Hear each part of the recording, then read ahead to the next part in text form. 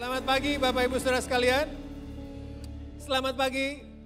Yang di balkon selamat pagi. Pagi. Lihat kiri kanan Bapak Ibu, depan belakang Bapak Ibu sekalian kasih tahu bahwa Tuhan Yesus baik. Anda tuh glowing banget gitu hari ini. Kasih tahu Anda tuh bersinar banget hari ini. Ya? Good? Ya? Boleh kali pinjam 100? Enggak, kelihatan. Enggak, selesai itu. Yuk silakan duduk Bapak Ibu Saudara sekalian. Terima kasih buat teman-teman yang sudah melayani hari ini dari New Life, Asia, Multimedia. Boleh kasih apresiasi sebentar buat mereka dari pagi sampai dengan malam.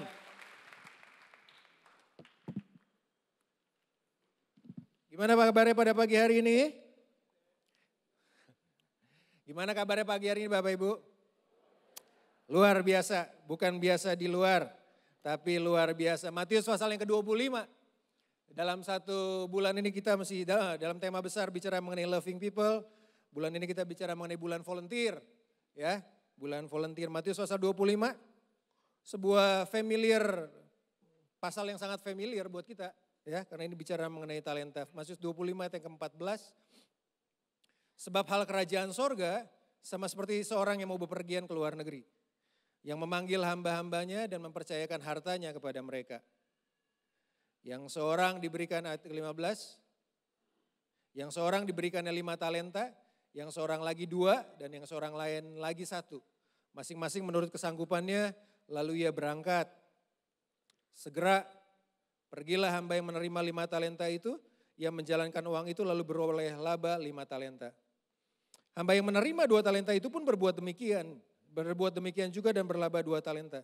Tetapi hamba yang menerima 1 talenta itu pergi dan menggali lubang di dalam tanah, lalu menyembunyikan uang tuannya. Familiar, cerita familiar karena berbicara mengenai talenta. Ya kalau bicara mengenai talenta kan kita punya Indonesia God's Talent katanya. Amerika God's Talent, karena memang itu ada di Alkitab. Acaranya nggak ada di Alkitab loh ya. Tapi bicara talentanya, bicara talentanya kan memang ada ditulis di Alkitab. Dan kita semua tahu akan hal ini ada sebuah hal yang sangat familiar. Nah, yang kalau Bapak Ibu kemudian baca ceritanya sampai ke bawah adalah yang menarik adalah hamba yang kasih 5, 2 dan kemudian 1 talenta. Yang hamba yang memiliki 5 menghasilkan 5, hamba yang memiliki 2 menghasilkan 2, hamba yang 1 enggak menghasilkan apapun juga. Karena dia menyembunyikan, tadi ayatnya berkata dia menyembunyikan uangnya di dalam tanah. Nah yang mau saya sodorkan pada pagi hari ini ada beberapa prinsip yang Tuhan Yesus sedang ajarkan. Dan itu kan dibuka, ayat 14 itu dibuka berkata begini, sebab hal kerajaan sorga. Ya, itu berbicara mengenai, jadi kalau tiap kali message-nya Yesus selama dia ada di dunia itu cuma satu, bicaranya kerajaan sorga. Bukan artinya pengen buru-buru naik ke sorga, enggak. Dia cuma kepengen bahwa prinsip kerajaan sorga itu kemudian berlaku di bumi. Makanya dia berdoa begini, jadilah kehendakmu di bumi seperti di sorga. Punya pengertian jadi kehidupannya di sorga, prinsipnya di sorga, itu bisa kejadian, bisa dilakukan untuk ada di dunia. Saudara gak yakin kelihatannya? Iya, karena prinsipnya, message-nya itu aja. Kalau Anda mau tahu seseorang tujuan hidupnya apa, dengerin message-nya. Nah message-nya Yesus cuma kerajaan sorga loh. Dan dia kepengen murid-muridnya ada, kita anak-anaknya, murid-muridnya ada dalam prinsip kerajaan sorga. Makanya dibuka dengan sebab hal kerajaan sorga. Nah saudara perlu mengerti, ada satu, sementara merenungkan akan hal ini, mempersiapkan hal ini. Bahwa perspektif itu sangat penting ternyata. Bagaimana cara kita memandang sesuatu itu sangat penting. Saya suka John Maxwell satu kali katakan yang membuat perbedaan antara successful person, orang yang sukses dengan orang yang gak sukses itu di cara berpikirnya. Di cara berpikirnya aja. Karena kita mengerti, kita mengenal what you think is what you get. Apa yang saudara pikirkan itu yang akan saudara dapatkan. Iya kan? Apa yang ada dalam pikiran kita ini masalah perspektif. Hal pertama yang Yesus ajarkan di Matius pasal yang ke-20 ini itu berbicara mengenai perspektif antara dua jenis yang berbeda. Hamba 5 talenta 2 talenta versus hamba 1 talenta. Jadi benar, hati-hati dengan pikiran kita. Pikiran itu harus dilatih loh Bapak Ibu. Kalau kita nggak latih pikiran dan pikiran apa aja yang masuk dalam pikiran kita. Kalau itu adalah pikiran kotor masuk pada pikiran kita. Yang terjadi adalah hidup kita akan menjadi hidup yang kotor. Makanya pikiran kan harus dijaga. Perspektif siapa Tuhan yang ada dalam pikiran kita. What you see is what you do. Apa yang Anda lihat, apa yang saudara lihat, itulah apa yang saudara kerjakan. Apa yang saudara lihat dalam pikiran saudara, itulah yang saudara kerjakan. Tadi saya cerita juga pagi tadi bahwa kalau saya ngaca hari ini di kaca sebelum berangkat ke sini, kalau kemudian saya lihat mungkin rambut saya udah panjang, yang saya lakukan adalah saya pergi ke tukang gunting rambut, betul? What you see is what you do. Sebelum ke sini yang naik motor, naik mobil, setiap kali saudara lewat lampu, kemudian lampu rambu lalu lintas lampunya merah, what you see, what you do-nya, saudara harus berhenti. What you see is what you do. Apa yang saudara lihat dalam pikiran, perspektif kita itu sangat menentukan. Dalam pikiran kita, makanya Rasul Paulus di Filipi 4 ayat ke-8 gini, akhirnya saudara-saudara kamu ya pikirkanlah semua yang benar, mulia, baik, sedap didengar, manis disebut dengan kebajikan. Pikirkan semuanya itu karena apa yang ada di pikiran kita itu sangat menentukan. Hidup kita mau dibawa kemana. Makanya pikiran itu gak bisa dibiarin. Sedih loh minggu ini dengar kalau saudara sedih kalau saudara ya ikut di ada satu selebgram kemudian bunuh diri live Instagram. Itu kan rame beberapa hari yang lalu. What you see is what you do. Kesian turut berduka buat dia, tapi jagain apa yang menjadi pikiran kita. Nah Matius pasal yang ke-25 ini, Tuhan Yesus tulis di Matius pasal ke-25 dia mengajarkan perumpamaan ini karena setelah Matius 25 ini 2 hari kemudian dia disalibkan. So ini adalah salah satu the last message, pesan terakhir yang Tuhan Yesus bagikan buat murid-muridnya. Kalau udah mau pesan terakhir tuh biasa orang kalau udah mau meninggal pesan terakhir tuh harus didengerin. Ya bukan berarti kemudian yang di awal-awal enggak. Tapi pesan terakhir itu punya penekanan-penekanan penting tuh. Poin-poin penting. Dan Yesus berbicara mengenai buat saya secara pribadi. Kalau berbicara mengenai talenta adalah berbicara mengenai perspektif. Perspektif ini siapa Tuhan dalam pikiran saudara. Karena kalau kita bisa menjaga pikiran kita dengan baik. Hati kita bisa percaya dengan sungguh-sungguh gini. What you believe is what you receive. Apa yang saudara percaya, apa yang saudara percaya dalam hati saudara, itu akan saudara dapatkan di tangan saudara loh. Makanya tadi kita nyanyikan Tuhan adalah Tuhan yang besar. Kita gak nyanyi masalah kita masalah yang besar. Karena kalau kita menyanyikan Tuhan kita adalah Tuhan yang besar dan kita percaya bahwa Tuhan kita adalah Tuhan yang besar, saudara akan menerima kebesaran Tuhan dalam kehidupan saya dan saudara. Tapi sebaliknya, kalau Anda berbicara kemudian masalah saya lebih besar daripada Tuhan saya, yang Anda terima adalah ketakutan, kekhawatiran, karena itu dia prinsipnya. Apa yang saudara percayai, apa yang ada dalam pikiran saudara, itu akan kita lakukan dalam hidup. Perspektif is everything. Cara kita berpikir, cara kita, pola pikir kita, makanya kita kenal istilah POV, point of view kita, itu sangat penting. Terutama tentang gini, siapa Tuhan yang ada dalam pikiran kita, dalam kehidupan kita itu sangat penting.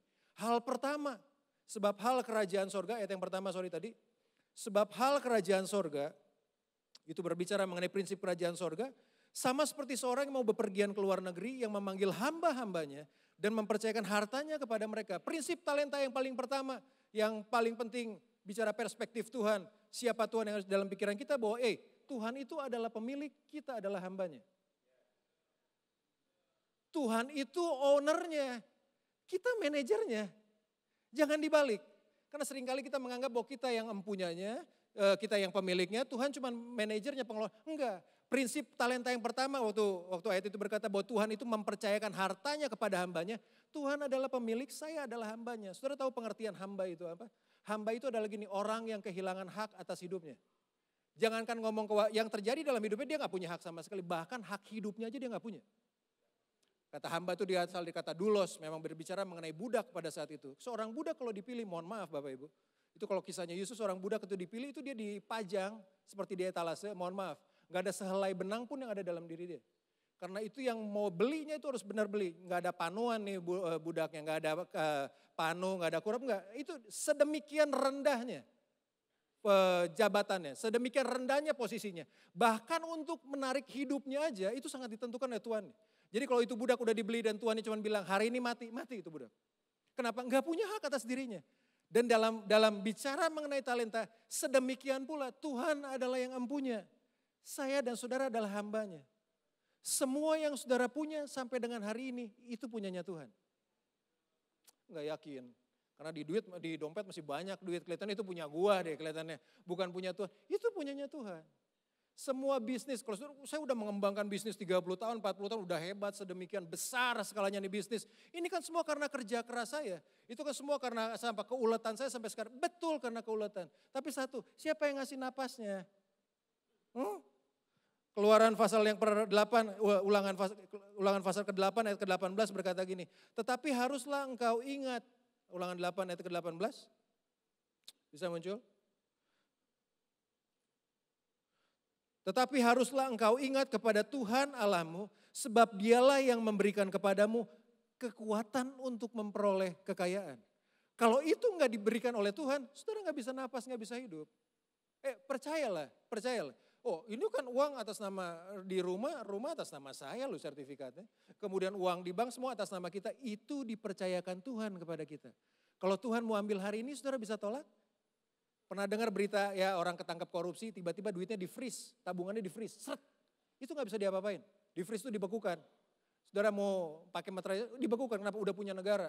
Sedemikian gampang kemudian itu hilang. Kenapa? Karena memang bukan dipercaya, itu cuma dipercayakan buat saya dan saudara loh.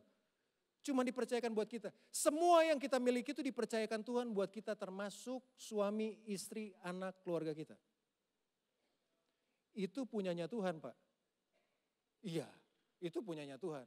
Makanya pernikahan Kristen itu disebut dengan gini, sakramen pernikahan kudus. Saudara tahu kenapa kudus? Karena Tuhan ada di situ.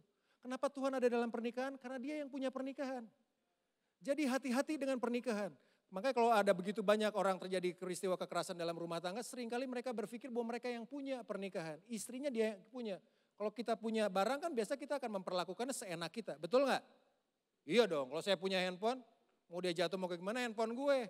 Tapi kalau ini handphone, misalnya handphone ya Pastor Arief mungkin. Saya harus jaga ini dengan baik-baik, kenapa? Dipercayakan buat saya. Saya harus jaga betul-betul nih. Tapi kalau ini semau saya bisa pergunakan seenaknya. Makanya ada begitu banyak kekerasan, istri dipukulin, digebugin kayak gimana. Karena dia pikir istri milik dia, itu punya Tuhan. Keluarga kita punya Tuhan, anak kita punya Tuhan. Karena nanti kalau dibahas, saudara baca di bawah, satu kali nanti Tuhan akan datang. Dia tulis datang, mengadakan perhitungan. Dia akan mengadakan perhitungan buat saya dan saudara. Jadi semua yang kita miliki yang ada di dunia, nafas, keluarga, apapun juga, itu adalah miliknya Tuhan. Dan saudara mau tahu apa yang menjadi milik kita? Cuma satu sih apa yang menjadi milik kita. Dosa kita itu milik kita, bukan milik Tuhan. Ya, itu mah punyanya kita, jangan ngaku-ngaku punyanya Tuhan loh. Kalau giliran yang enak-enak ya punyanya kita. Ya punyanya kita gitu ibaratnya, kalau yang gak enak punyanya Tuhan, enggak. Dosa itu punya saya. Tapi kan untuk dosa aja Yesus mati buat kita, betul? Dia tebus kita. Itu menunjukkan bahwa Tuhan tuh pemilik. Saya cuman hamba. Yang menjadi perspektif pertama yang membuat beda antara kedua jenis hamba itu, hamba yang menghasilkan dan hamba yang tidak menghasilkan. Perspektif mereka dengan Tuhan, mereka adalah hamba. Tuhan adalah pemilik. Dan itu harus jadi satu buat kita pada hari ini. Bahwa Tuhan adalah pemilik kehidupan, saya cuma hambanya. Kalau Tuhan datang pada pagi hari ini panggil saudara, saudara gak akan pernah bisa tolak. Panggil untuk pulang maksudnya ya. Panggil untuk pulang gitu, kembali pulang ke rumah Bapa di sorga. Kan biasa kayak gitu. Saudara bisa tolak? Enggak, itu menunjukkan bahwa kehidupan saudara bukan saudara yang punya. Kalau itu punya saya bisa dong, saya enak aja lo main diambil-ambil, punya gue. Enggak. Jadi kalau kayak begini jangan sombong. Karena orang sombong disayang sih, disayang setan sebetulnya orang sombong itu. Bukan disayang Tuhan kelihatannya. Orang sombong tuh kayak gitu, jadi yang rada-rada belagu. Jadi, udah, oke. Prinsip yang pertama bahwa Tuhan adalah pemilik. Perspektif, persepsi yang pertama. Yang menarik adalah Tuhan adalah pemilik, saya adalah hamba. Yang nomor dua. Prinsip yang membuat perbedaan antara kedua jenis hamba itu adalah Tuhan yang murah hati. Tuhan itu Tuhan yang sangat generous lagi. Betul. Karena kalau saudara baca talenta, kalau baca Alkitab yang versi buku di belakangnya itu ada kamus Alkitab. Satu talenta itu adalah 6.000 dinar. Nah 1 dinar itu adalah upah 1 hari. 1 talenta itu 6.000 dinar. 1 dinar itu upah 1 hari. Kita matematika aja. Kalau gaji selama 1 hari, hitunglah 100.000. Hitung 100.000. Yang didapat dengan hamba 1 talenta itu 600 juta loh. Kurang generous apa Tuhan? Padahal dia cuma hamba. Artinya apa? Dipercayakan harta Tuhannya. Dia gak berhak menerima itu, betul. Itu yang disebut dengan kasih karunia Bapak Ibu. Kasih karunia itu adalah sesuatu yang Tuhan berikan buat kita. Yang kita sebetulnya gak berhak untuk menerimanya. Itu kasih karunia tuh. Itu menunjukkan Bapak adalah Bapak yang generous. Kita tuh gak berhak terimanya. Kita gak berhak terima keselamatan daripada Tuhan. Tapi dia berikan itu lewat anaknya. Kenapa? Karena dia mencintai kita. Generous banget Tuhan kita tuh sangat murah hati. 1 talenta itu 600 juta. Kalau dikasih 5 talenta dikasih 3 miliar. Kalau dikasih 2 talenta ya 1,2 miliar. Itu menunjukkan bahwa waktu Tuhan memberikan itu buat kita, dia adalah Tuhan yang sangat murah hati. Dia adalah Tuhan yang sangat generous. Generous. Sangat murah hati. Dia sangat generous, itu baru bicara talenta. Saya coba kutak-kutik kemarin di Google, berapa banyak sih sebetulnya dalam satu hari kita tuh bisa bernafas, berapa liter. Dihitungnya pakai liter, oksigennya pakai liter. CNN tulis, manusia itu membutuhkan 550 liter oksigen murni setiap hari dalam kondisi normal.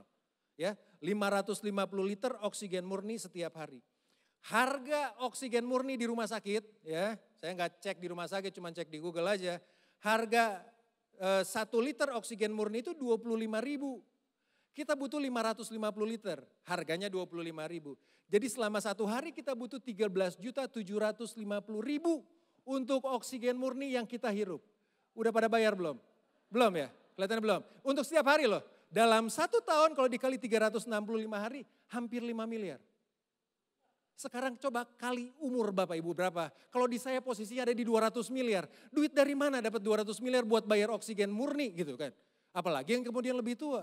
Salah satu tulisan bahkan berkata bahwa manusia bukan 550 liter butuhnya katanya. Lebih banyak lagi 2.200 liter. Pecah kalkulator saya ketika dihitung kelihatannya. Kalau 220 liter selama 1 tahun aja udah 20 miliar.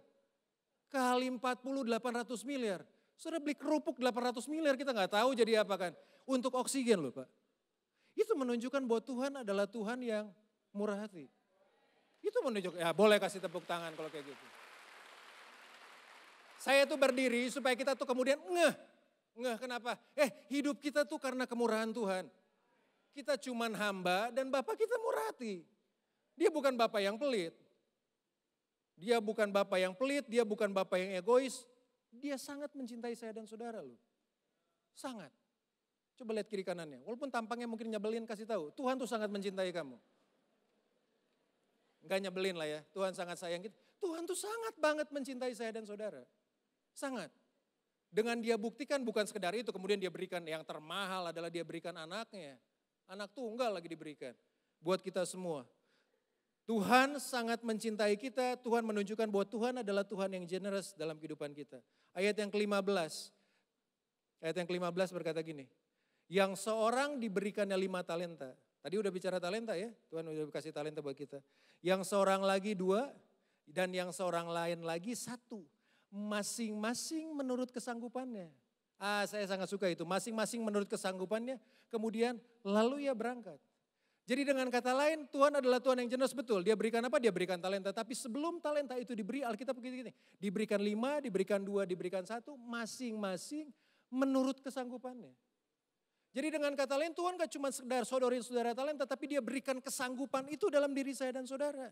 Kesanggupan untuk apa sih? Kesanggupan untuk menanggung, mengelola talenta yang kita beri. Jadi yang diberikan 5, 2, dan 1 udah diberikan dengan fair banget buat Tuhan. Kenapa? Sanggupnya cuma segitu. Kalau yang 1 talenta dikasih 5 talenta, percayalah berkatnya akan berubah menjadi kutuk. Talentanya itu akan menjadi merusak kehidupannya. Kenapa? Enggak sanggup untuk kelolanya. Jadi waktu saudara dan saya diberikan talenta, yang Tuhan beri dalam kehidupan saya, saudara tahu bahwa Tuhan udah menaruh kesanggupan itu. Kemampuan itu dalam diri saya. Dan Tuhan berikan sesuai dengan kemampuannya. Makanya ada tulisan berkata gini, with every blessing comes a burden. Dalam setiap berkat itu selalu datang dengan beban. Jangan salah loh, berkat itu datang dengan beban. Beban untuk apa? Untuk diangkat. Kalau dulu waktu saya masih kerja turun naik bis, ya oke lah turun naik bis, turun naik bis, ya turun naik bis. Kemudian tiba-tiba kemudian dalam seiring berjalannya waktu diberkati dengan sepeda motor. Contohnya diberi berkat lebih kan? Betul dong, sepeda motor, dapat sepeda motor. Dapat sepeda motor bebannya tambah banyak. Saudara harus cuci motor, bayar parkir, isi bensin. STNK tuh kudu diperpanjang tuh setiap setahun sekali. Jangan dibuat mati terus nih STNK-nya. Jangan-jangan ada yang mati nih STNK-nya udah 20 tahun. Itu artinya saudara nggak cukup punya kesanggupan untuk naik motor, lihatannya. Jual lah motornya. Enggak, kalau gitu iya. Itu kan punya, ada bebannya. Kemudian naik mobil, harus perawatan mobil, biayanya lebih mahal. Setiap beban, berkat yang Tuhan beri itu ada beban yang harus kita angkat. Dan beban itu Tuhan beritahu gini, aku udah berikan berdasarkan kesanggupannya masing-masing. Kesanggupan masing-masing Tuhan beri. Setiap berkat itu datang dengan sebuah beban. Dan untuk beban itu Tuhan berikan kesanggupan. Makanya kita bilang ini, talents akan membawa saudara ke puncak. Tapi cuman karakter yang akan membuat saudara bertahan di puncak. Itu kan sangat kita di kelas-kelas leadership, kelas-kelas kepemimpinan sangat banget. Betul, kenapa bicara apa? Kesanggupan. Daud itu mukanya kemerah-merahan, bukan karena ditamparin sama bapaknya kemudian mukanya kemerah-merahan, enggak. Karena Alkitab tulis mukanya memang kemerah-merahan waktu dia dipilih menjadi raja, diurapi jadi raja loh. Diurapi jadi raja, masih kemerah-merahan mukanya. Tapi untuk kemudian dia menduduki tahtanya Israel, itu dibutuhkan perjalanan belasan tahun, 30 belasan tahun sampai dia menduduki posisi sebagai raja. Selama belasan tahun itu yang Tuhan lihat, yang Tuhan kerjakan, dia sedang membangun kesanggupan yang di dalam Daud. Supaya apa? Kalau dia nanti jadi raja, kesanggupannya udah memadai untuk dia jadi raja. Kalau di titik dia diurapi oleh Samuel pada saat itu dia jadi raja, berantakan satu Israel. Diberikan bukan pada waktunya. Oh Tuhan tuh gini, timing buat Tuhan is everything. Timingnya Tuhan tuh sangat-sangat perfect. Saudara nggak akan pernah dia lewat. Saya pernah bagikan buat saudara, kenapa perumpamaan anak yang hilang. Anak yang bungsu kemudian minta hartanya. Itu bicara minta warisan kepada bapaknya masih hidup. Bokam gua tuh kelihatannya anak tuh ya, kelihatannya payah banget. Nah dia sedang meminta sesuatu yang bukan pada timingnya. Karena dia meminta sesuatu yang bukan pada timingnya, hidupnya berakhir di kandang babi loh. Untung kasih karunia Tuhan menangkap dia di kandang babi, kalau enggak habis dia. Iya dong, timing is everything. Makanya waktu Tuhan berikan talenta, dia berikan juga kesanggupan untuk mengelola talenta. Yusuf umur 17 tahun waktu mendapat mimpi jadi raja di Mesir. Untuk usia kemudian dia jadi penguasa di Mesir, itu membutuhkan belasan tahun, 30 tahun. Sampai usia 30 tahun lebih dia menjadi penguasa Mesir. Belasan tahun dia harus laluin itu semua karena apa? Karena Tuhan sedang membentuk karakter kesanggupan yang ada di dalamnya. Jadi kalau saudara mungkin buat saat ini nggak diberikan talenta atau berkat yang seperti saudara harapkan, jangan marah-marah sama Tuhan. Tuhan sedang membangun kesanggupan saudara loh. Karena kenapa? Kalau saudara diberkati, secepat itu saudara naik. Kalau saudara nggak dijagain dengan kesanggupan, secepat itu saudara naik, secepat itu pula saudara akan turun. Berapa banyak kita melihat ini di pengalaman di dunia bisnis, di dunia di luar. Oh cepat banget, naik tiba-tiba. Turunnya juga cepat banget. Karakter kesanggupannya buat Tuhan itu jauh lebih penting. Makanya Tuhan tuh lebih tertarik untuk mengubah, membentuk yang di dalam, bukan yang di luar. Membentuk kita, karakter kita yang ada di dalam, bukan yang di luar. Di kisah mengenai talenta ini, kesanggupannya kemudian berbicara hal yang penting. Abraham tuh berumur 75 tahun waktu dia dikasih janji untuk memiliki anak. Usia berapa dia punya Ishak? 100 tahun, 25 tahun. Untuk menunggu supaya apa? Kesanggupannya ketika berkat itu datang pada dia, dirinya kesanggupan yang ada di dalam itu sanggup untuk pegang itu berkat, untuk kelola itu dengan baik. Tuhan gak sekedar berikan kita talenta, dia juga berikan kita kesanggupan untuk mengelola talenta tersebut. Kata kesanggupan di sana itu berasal dari kata Yunani, namanya dinamis.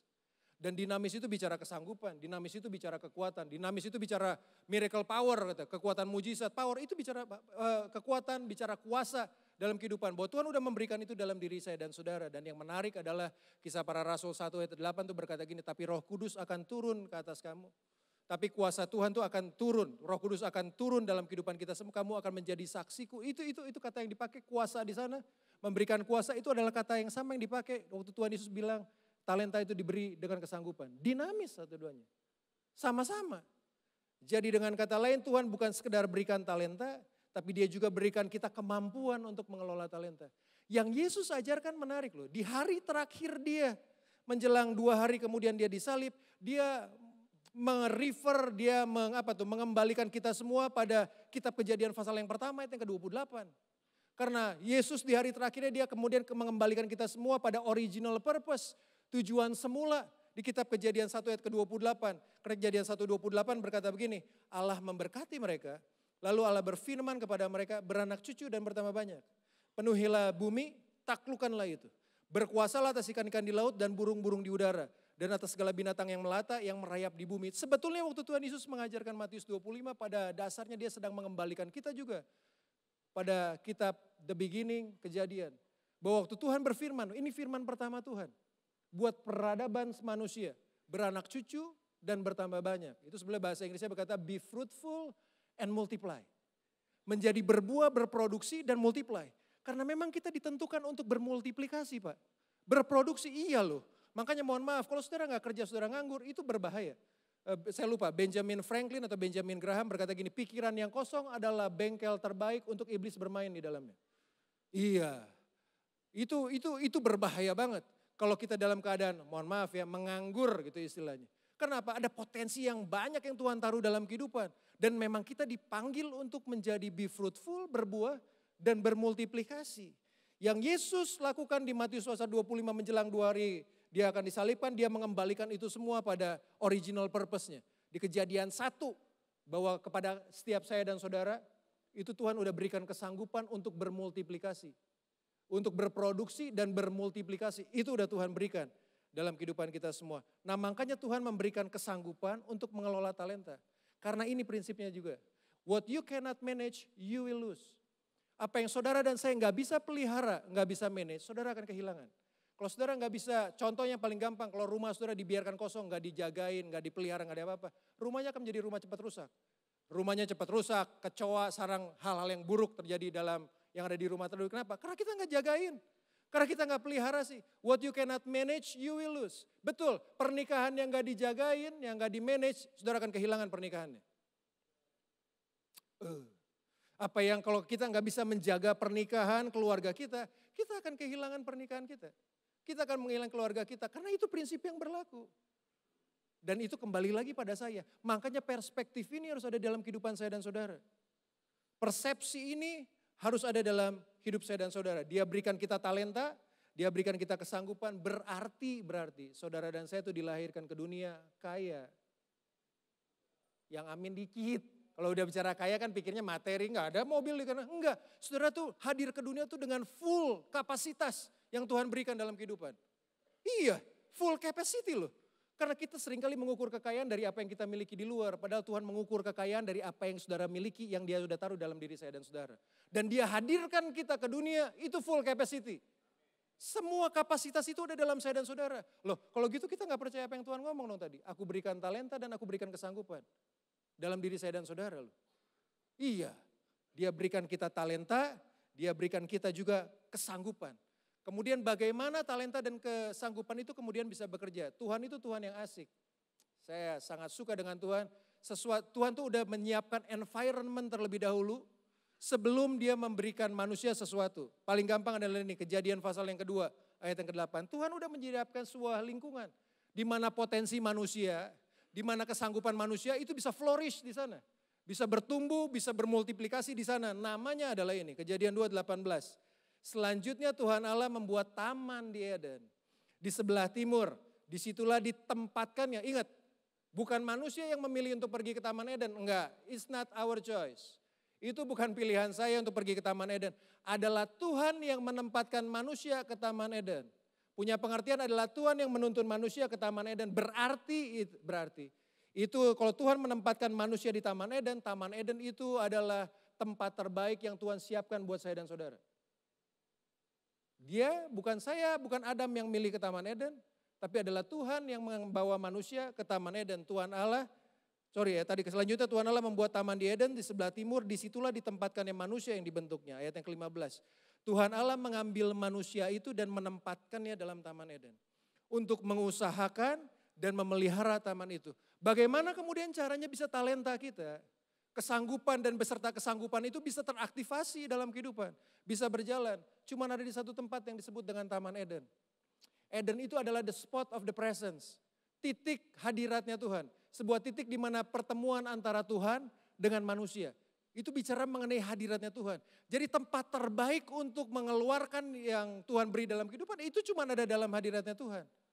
Cuma ada dalam hadiratnya Tuhan, dalam titik tempatnya yang Tuhan sudah siapkan dalam kehidupan. Dari mimbar ini udah berapa ribu kali mungkin udah dikasih tahu WPDA itu penting. Bukan karena program gereja Bapak Ibu, bukan karena program gereja, karena itu adalah the spot of the presence. Di mana titik pertemuan saya dengan Tuhan. Setiap orang yang bertemu dengan Tuhan, kehidupannya akan selalu diubahkan masalahnya. Kehidupannya akan selalu diperbaharui. Kehidupannya akan selalu dimenangkan. Ada begitu banyak hal baru yang Tuhan siapkan. Makanya sering-sering nongkrong sama Tuhan. Kita kebanyakan nongkrong sama teman-teman boleh. Tapi yang ini kan kita gak pernah tongkrongin. Anak life group saya bilang waktu kita sharing ini beberapa waktu yang lalu. Kok kalau dibilang waktu luang dengan Tuhan itu salah kok. Yang harusnya waktu yang diprioritaskan untuk Tuhan. Sedap. Anak life group saya balik kamu jadi ketuanya aja biar saya jadi anggota live-nya lah kalau kayak gitu. Rohani banget loh kelihatannya. Asik banget kelihatan. Iya betul. Kita seringkali meluangkan waktu. Meluangkan waktu punya pengertian saudara kerja capek, ada waktu sisa kita pakai. No. Justru waktu prioritas. Karena spending the time with God, karena seperti gini, menghabiskan waktu dengan Tuhan, itu gak menghabiskan waktu saudara. Itu menyelamatkan waktu saudara. Iya, menghabiskan spending our time bersama dengan Tuhan, itu gak membuang-buang waktu Pak. Itu menyelamatkan waktu kita. Ada begitu banyak hal yang Tuhan berikan buat saya sementara saya duduk untuk WPDA sendirian. Begitu banyak termasuk dalam urusan kerjaan. Termasuk, itu menyelamatkan banget. Nonton Netflix sih ya, itu ya boleh lah maksudnya nonton Netflix. Tapi ini kan ada waktu prioritas dong. Bukan waktu luang, tapi waktu prioritas. Jadi tempat pertama adalah disebut dengan Eden. Karena kalau saudara nggak dapatkan di Taman Eden, saudara bisa dapatkan dia di Taman Edan kelihatannya nanti. Beda sama enggak, yang di Taman Eden adalah the spotnya. Dalam hadirat Tuhannya. Dalam pertemuan saudara secara pribadi bersama dengan Tuhan. Aturlah waktunya. Kalau memang saudara bilang, nggak ada waktu buat Tuhan, ya memang itu Tuhan artinya nggak ada dalam prioritas hidup saudara. Itu aja sih, sesimpel itu aja. Sibuk kok jalan Jakarta, nggak peduli. Saudara mau jalan ke Papua sekalipun, kalau memang dia adalah prioritas, ada dalam prioritas. Eden harusnya menjadi tempat yang penting. Taman Eden. Dan di Taman Eden yang paling nomor 2 yang paling penting adalah gitu. Di Taman Eden tuh keluarga dibentuk. Keluarga itu nggak dibentuk di luar Taman Eden. Jadi yang mau nikah, pastikan pasangannya ada di Taman Eden. Kalau enggak kalian akan berakhir di Taman Eden kelihatannya ntar kalau enggak. Pastikan pasangannya ada di Taman Eden loh. Jangan carinya di Taman Eden lah. Yang orang yang memang ada di Taman Eden dalam hadirat Tuhan. Kenapa? Saudara kan enggak cari mereka di semak-semak belukar ditarik. Loh kesalahannya kita cari di luar Taman Eden kemudian kita coba mereka masuk ada di Taman. Bawa mereka masuk ke Taman Eden. Enggak, pastikan mereka ada di Taman Eden duluan sebelum dia ketemu dengan saudara. Sebelum saudara menikah. Yang jomblo setuju? Enggak ada yang jomblo. Oh sedikit banget kelihatan suaranya. Loh iya dong. Jadi tempat yang pertama Eden bicara mengenai hadirat Tuhan, yang kedua juga Eden juga berbicara mengenai keluarga. Jadi keluarga memang tempat terbaik untuk mengeluarkan potensi yang ada di dalam. Dan itu adalah tugas kita para orang tua. Ayah, ibu, Rizal udah bilang yes, iya itu tugasnya kita untuk mengeluarkan yang terbaik. Saya suka dengar Pastor Arief udah berkali-kali waktu itu pernah kasih tahu, udah kasih warning juga. Nggak ada istilahnya tuh waktu dalam keluarga, istri itu ngurusin rumah, kita suami urusin kerjaan. Jadi kalau suami masuk ke rumah, kita cuma nonton bola aja, anak-anak lu yang urus. No, nggak begitu mainnya bos. Nggak begitu. It takes two to start a marriage. Dibutuhkan 2 untuk memulai pernikahan. Saudara pikir itu tanggung jawabnya kayak begitu? Karena saya pernah dengar dan saya dengar sendiri. Ada berapa teman yang punya anak, nggak bisa. Walaupun ada dalam pekerjaan, ada namanya udah dari rumah tangga, itu adalah dua-duanya. Dan ya mohon maaf ya para pria, panggilan untuk mendidik anak itu pertama-tama jatuh buat para pria. Ulangan pasal ke-8. Haruslah engkau mengajarkannya berulang-ulang pada saat engkau duduk, pada saat anakmu duduk, pada saat engkau duduk atau berdiri dalam perjalanan, dalam tidur. Iya itu panggilan buat siapa? Waktu Musa berikan ulangan 8 itu gak bicara buat para wanita, itu bicara buat kita para pria. Ibu-ibu setuju? Asik itu artinya. Saya dapat sponsor di endorse sama ibu-ibu ya. Ya boleh kali gitu ya. Ya boleh kali. Loh iya panggilan buat para kita ayah. Saya lupa, saya gak pernah lupa. Daniel Alexander tuh yang selalu ngomong gitu. Ayah itu memberikan garis dalam hidup anak. Identitas itu diberikan oleh ayah. Dia laki-laki atau dia perempuan. Itu garisnya dari ayah tuh.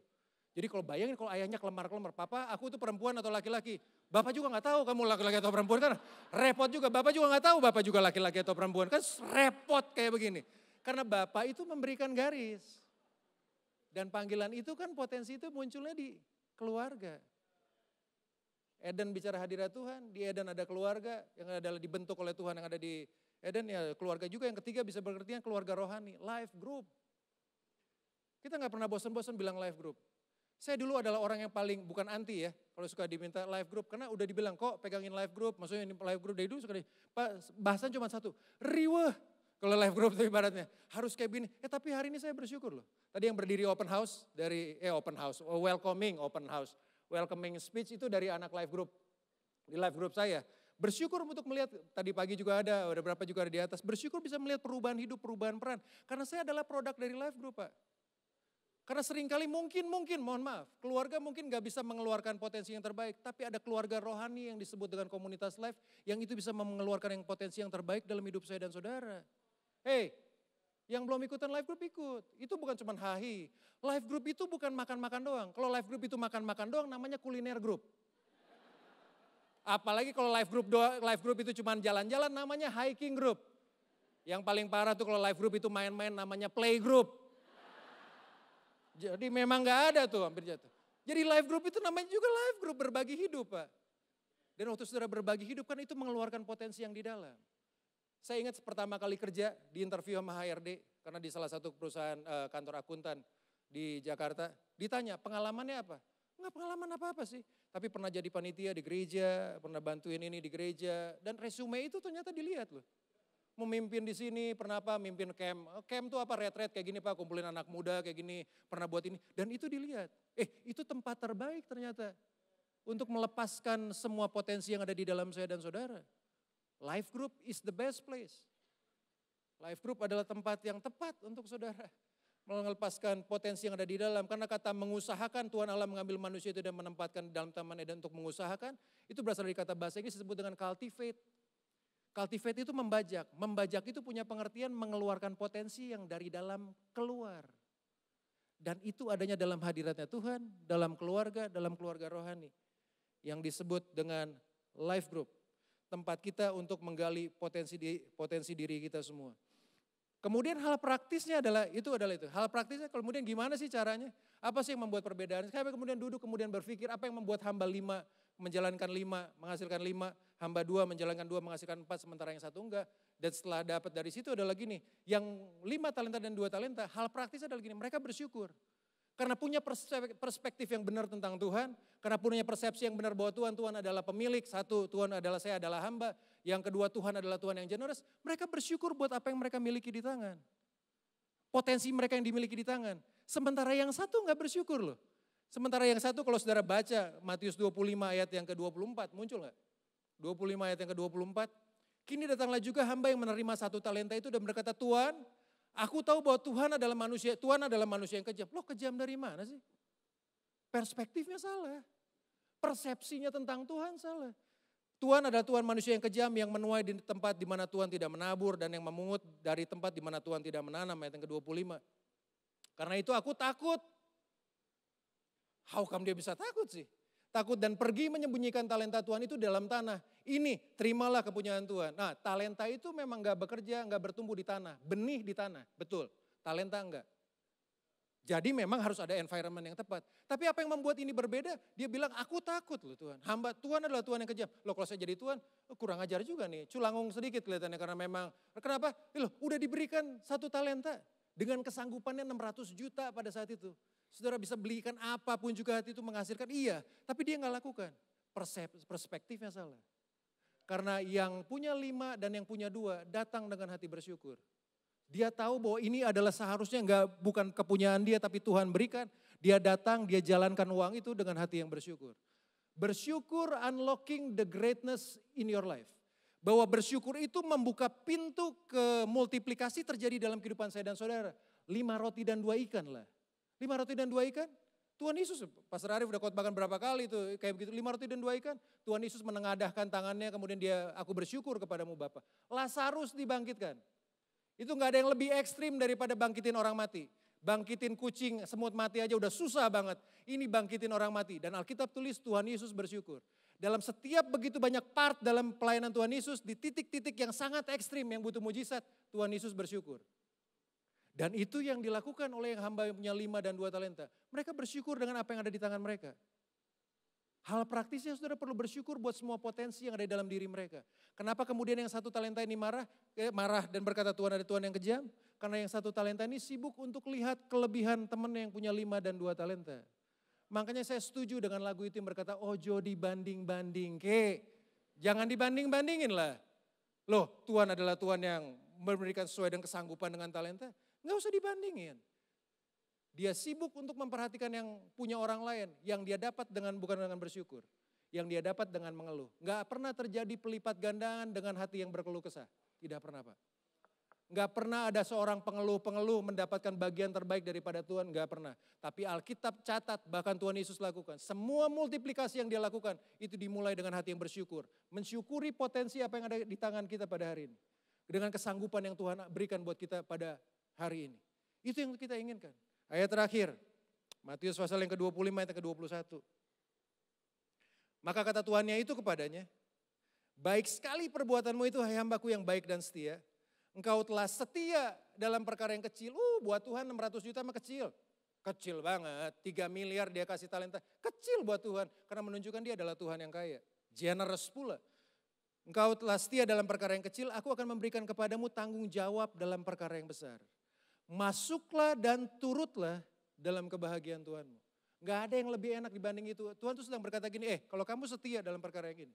Kalau kamu gunakan talenta kamu, kesanggupan kamu sesuai dengan apa yang aku mau, kata Tuhan. Kamu akan mendapatkan kebahagiaan yang aku siapkan sendiri buat kamu. Kebahagiaannya Tuhan itu berbeda dengan kebahagiaan ada di dunia. Yang di dunia sangat tergantung dengan situasi, kondisi yang ada. Kebahagiaannya Tuhan gak tergoncangkan dengan apapun juga.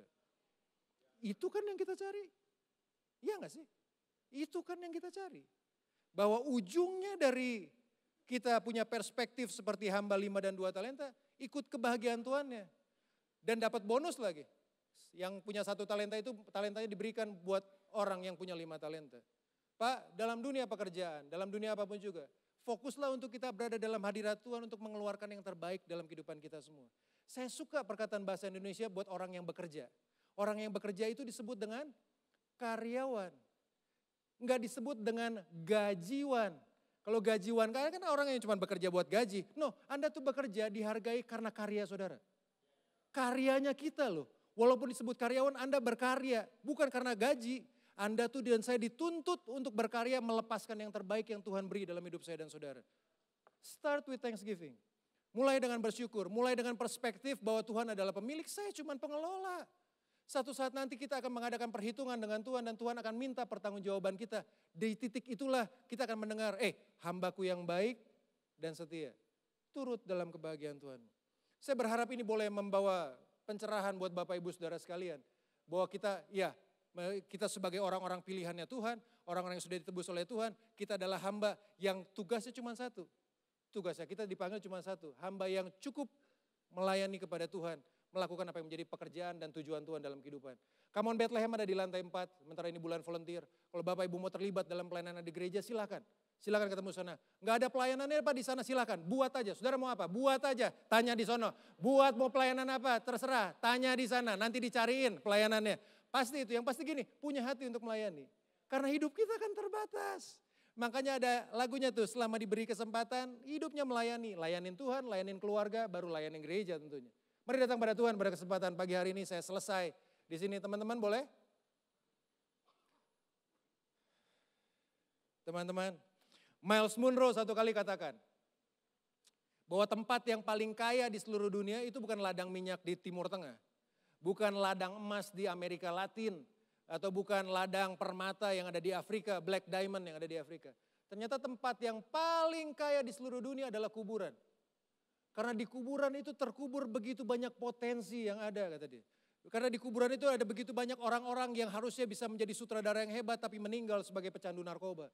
Tapi di kuburan ada begitu banyak wanita-wanita yang hebat yang harusnya bisa menunjukkan karyanya yang terbaik, menjadi ibu yang baik, karya yang terbaik di dunia tapi meninggal sebagai seorang pelacur. Begitu banyak harta yang tersimpan dalam kuburan, begitu banyak potensi yang ada dalam kuburan. Makanya dia cuma berkata gini, udah stop memperkaya kuburan. Saatnya kita untuk memperkaya, untuk melepaskan yang terbaik yang kita miliki. Semua potensi yang terbaik yang kita miliki. Supaya apa? Pada ujungnya nanti Tuhan dipermuliakan. Di ending dia punya, saya dengerin khotbah dia berkata gini, oleh karena itu gini, don't die old kata dia. Jangan meninggal karena tua, but die finish. Meninggal karena selesai. Itu yang Yesus lakukan. Di kayu salib Tuhan berkata gini, sudah selesai. Sudah selesai apa? Sudah selesai Tuhan mengeluarkan semua tujuan Tuhan dalam kehidupan. Selesai di sana, selesai. Jadi hidup kita selesainya bukan karena kita tua loh. Hidup kita harusnya selesai karena kita sudah menyelesaikan semua yang Tuhan taruh dalam hidup saya dan saudara. Semua potensi yang Tuhan taruh dalam hidup saya dan saudara. Mari bangkit berdiri sama-sama. Kita akan selesai di sini. Kita nyanyikan lagu itu sama-sama bahwa Tuhan kita tetap Tuhan yang besar. Tuhan yang generous. Memperhatikan hidup saya dan saudara. Terima kasih Tuhan. Mari datang pada Tuhan pada pagi hari ini. Sebelum kita selesai. Terima kasih Tuhan Yesus. Menggenapi firman-Mu bersepakat. Amin Tuhan. Amin, amin. Yesus Tuhan. Sekali lagi katakan. Kami punya Bapa yang baik dalam kehidupan kami Tuhan.